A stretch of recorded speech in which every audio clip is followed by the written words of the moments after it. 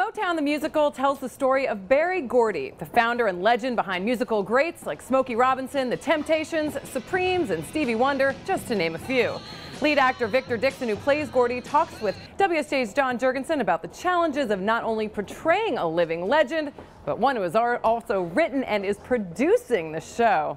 My goodness, a lot to take on there. All right, John, thanks for joining us. My pleasure. So just right there, it's got to be a challenge because not only are you playing somebody who's very much still alive, very much a legend in their industry, but yet they're actually controlling the show too. That idea of, have you ever gotten the feeling you're being watched? He's portraying Berry Gordy, and Berry Gordy also wrote the book for the musical. And so they work very closely together on how to portray this character, but also tell the truth of this character, which can't always be a comfortable thing for the person who the story's about. Because the actor can't really take a lot of liberties then with how they want to portray the person. That's right. I mean, obviously they want to keep things truthful, but they also want to make it entertaining, so they have to strike this balance in between the two.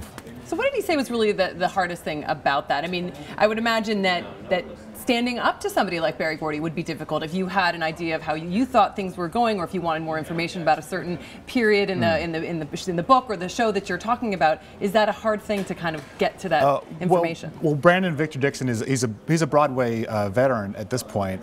He's been in The Lion King, that was on tour. He was in The Color Purple, and so he really comes from this world of theater. And as he put it to me, you know, he of course respects Berry Gordy and everything he's done, but he wants to make this right on stage. He was originally brought in just to kind of read the part, offer his feedback, and so at that point he didn't necessarily have his job on the line, so to speak. So he was very forward in sort of questioning Mr. Gordy about, you know, what his intentions were, what he wanted to reveal, what he didn't want to reveal, and so when he got the job, I think they hit the ground running in terms of their relationship, as far as they describe it. There may have been some big throwdowns behind the scenes that we don't necessarily know about, but it seems clear that they were able to work out this idea of who this character is on stage, because the story of Motown is the story of Berry Gordy, and I think the listeners who know the music aren't necessarily familiar with his personal story. Right, and that part of that story involves his relationship with Diana Ross, which is told in this. So tell us a little bit about that and what people could expect if they watch the show. If the story is about the Motown label, the secondary and maybe the engine of the story is the story of Gordy's relationship with Diana Ross,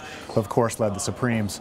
And so this push and pull between the music mogul and the guy in the personal relationship with this woman is kind of at the core of this show.